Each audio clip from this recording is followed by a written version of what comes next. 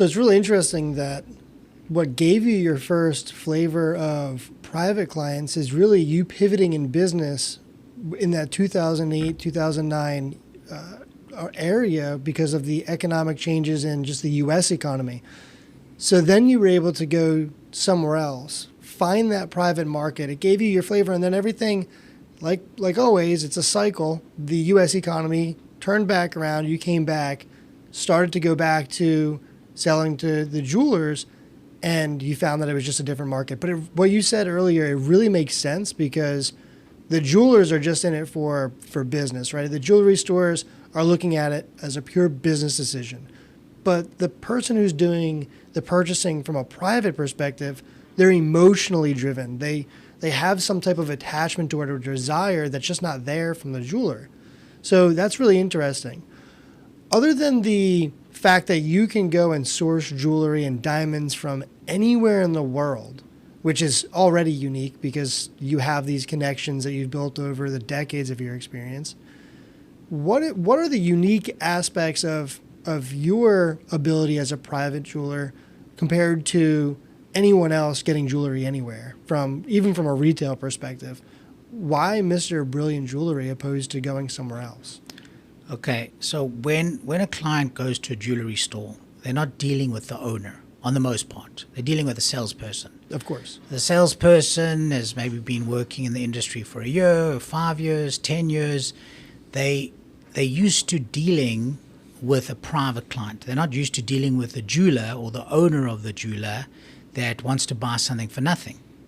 And so because I have that background for over 30 years in trying every angle to sell to the jeweler, I can offer that value to the private client. Okay. So, example, I had a client a couple of years ago that a very wealthy lady in California, super wealthy. She sold her company as a jeans company, and she didn't want to. She had a boyfriend, and the boyfriend wanted to buy a ring for her, and the ring that she wanted in Los Angeles was $300,000. And her boyfriend was pretty wealthy, but not nearly as wealthy as her.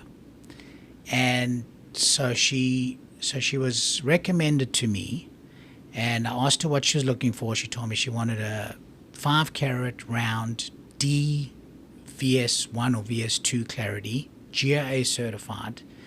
And so I said, okay, give me a couple of days, I'll see what I can find. And I found a stone with a diamond cutter that was GIA. It was a 5-carat DVS2, beautiful make, no fluorescence. And I said to her, it's $150,000 with the ring. And she couldn't believe it.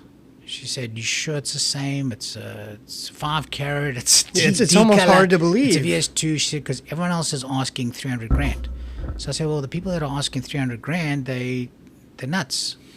You know, if you have a jewelry store and you have staff and everything, okay, so ask 200, ask 215, but to ask $300,000, it's overboard." And that's what I believe.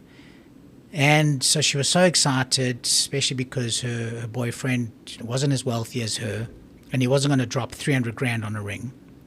So she said, "I'm going to get my boyfriend to call you."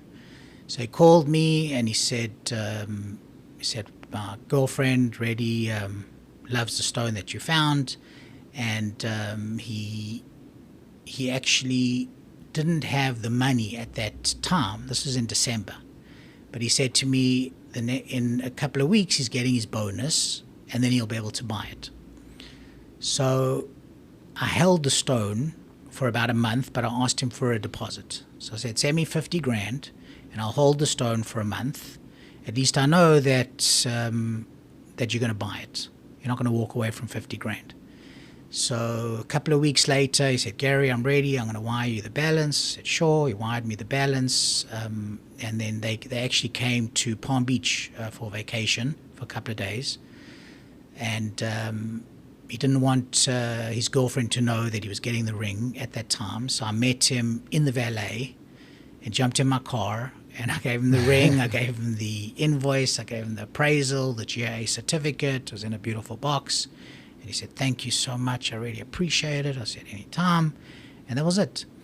Wow. Yeah, so you're going direct. When you come to me, you're going direct, but it's not only going direct. I've got the experience.